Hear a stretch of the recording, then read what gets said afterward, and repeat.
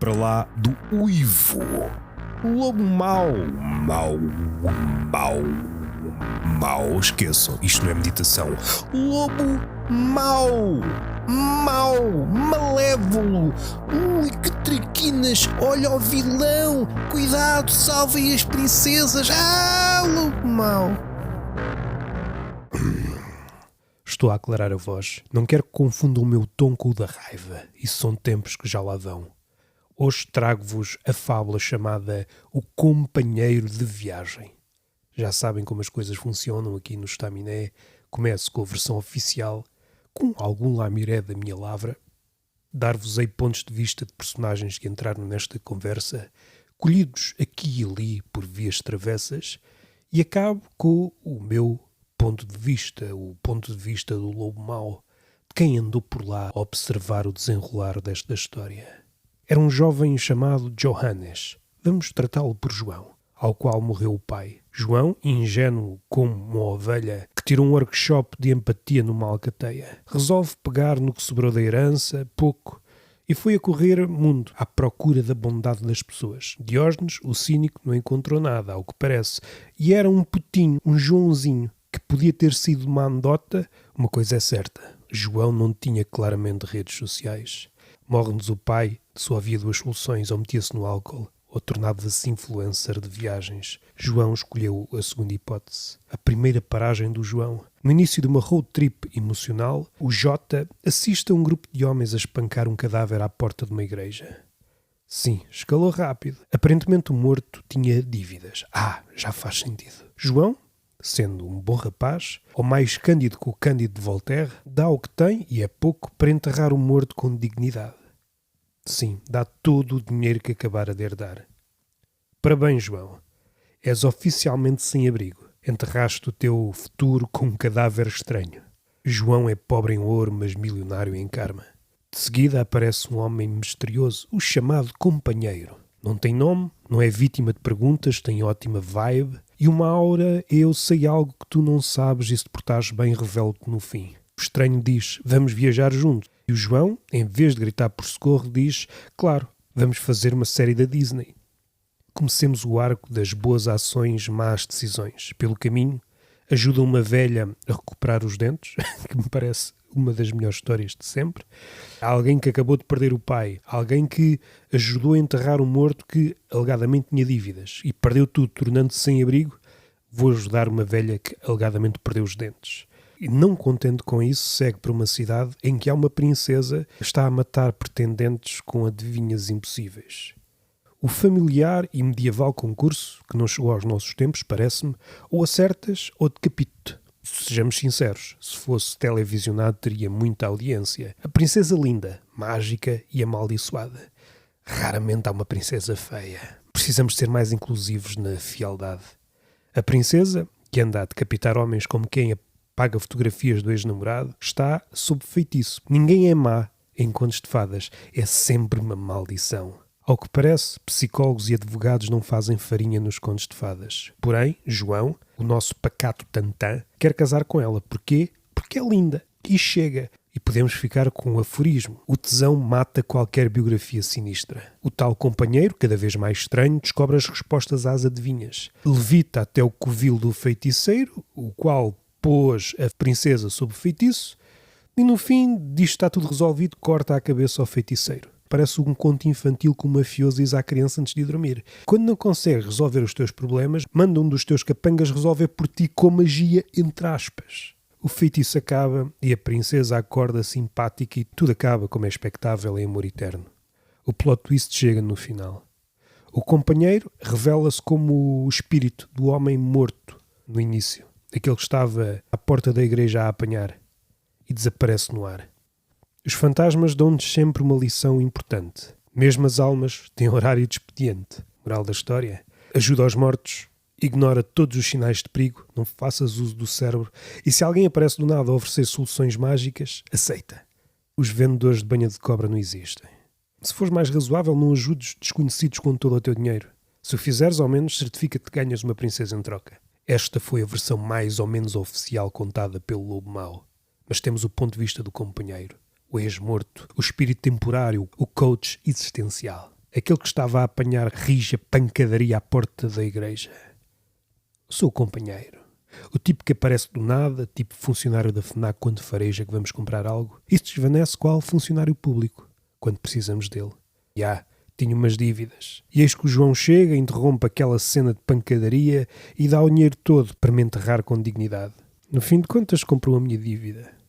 Regressei ao mundo dos vivos com um propósito, a oportunidade de redimir-me. Do lado de lá, chamemos-o serviço pós-venda espiritual, explicaram-me que tinha uma segunda chance. Escolhi o João, fiquei constrangido, ninguém gosta de transformar um puto em sem-abrigo, e decidi, tenho de fazer alguma coisa pela vida deste catraio. Acompanhei o rapaz, sempre a dizer, subrepticiamente, eu trato de tudo, sou um fantasma mordomo. Ele nunca desconfiou. Perdeu o pai e agarrou-se ao primeiro estranho que apareceu.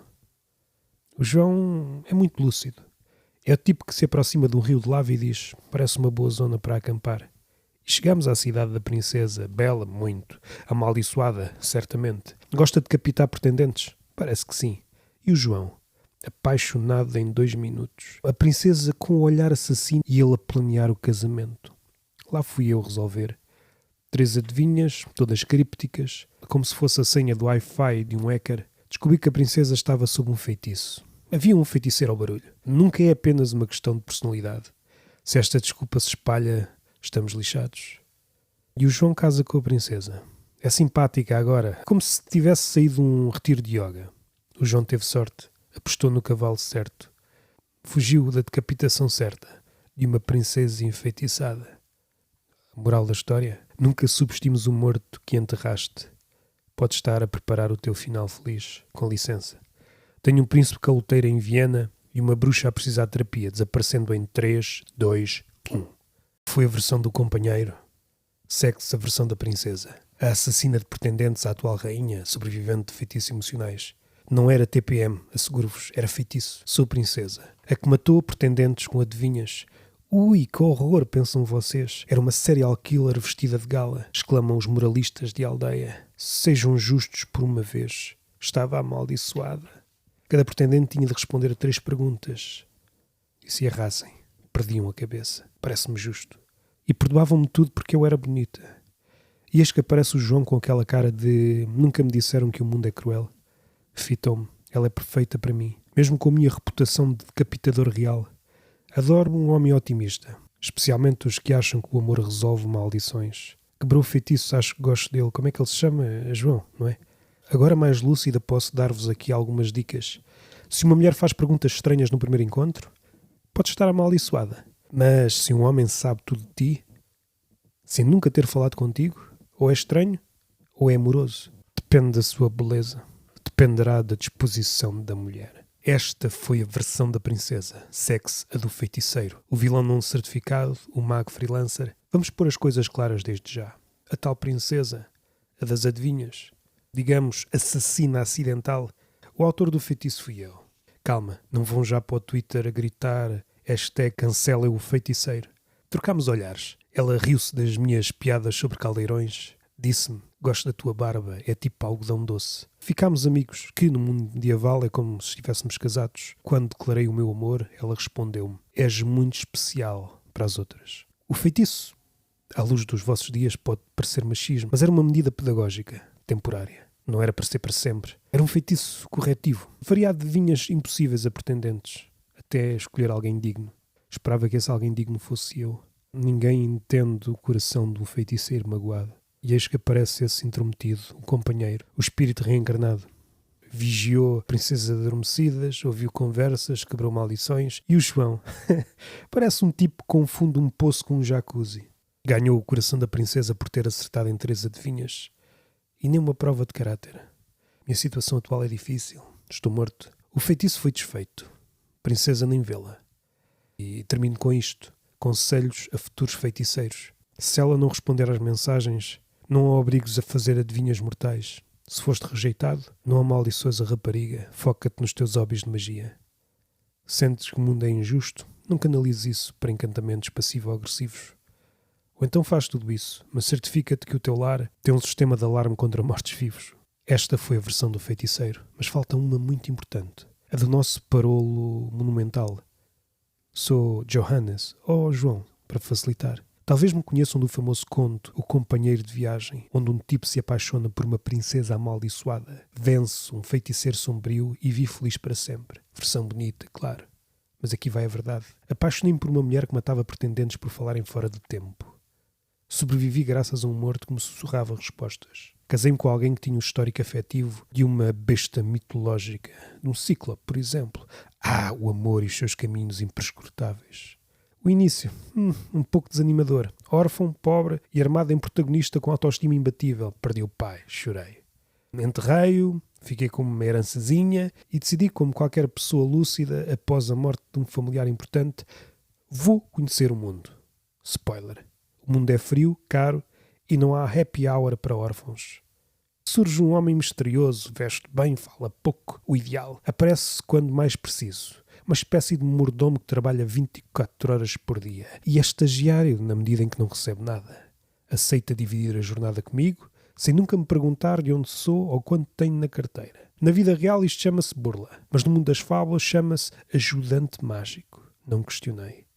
Quem sou eu para rejeitar um falecido simpático com olho clínico para encantamentos? Mas cheguemos ao ponto central da história. A princesa perfeita, letal e encantada, como um poema bonito escrito no contrato de dívida. O povo dizia, quem responder errado morre. A princesa tem olhos de céu, mas coração envenenado. Já foram 12 pretendentes, 12, e eu pensei, sim, é ela, o amor da minha vida. Chamei-me doido ou louco de tesão, mas já vi porcos falantes e reis com penas na cabeça. Nada me parece impossível. Além disso, havia aquele olhar.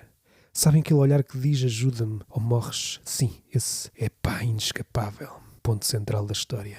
3 noites, 3 perguntas, 3 respostas impossíveis. Se não fosse o meu companheiro a soprá-las como se fosse o Espírito Santo em part-time, estava fudido. Tudo muito intenso. Não dei mostras de ter ficado abalado. Ela perguntava, eu fingia que sabia, no fim eram cábulas transcendentais, e o companheiro murmurava tipo assistente da Alexa do além, e eu respondia pele de crocodilo, óleo de rosa, sapato, que tu quiseres. Ela sorria. E eu fingia que não estava a suar pelas orelhas.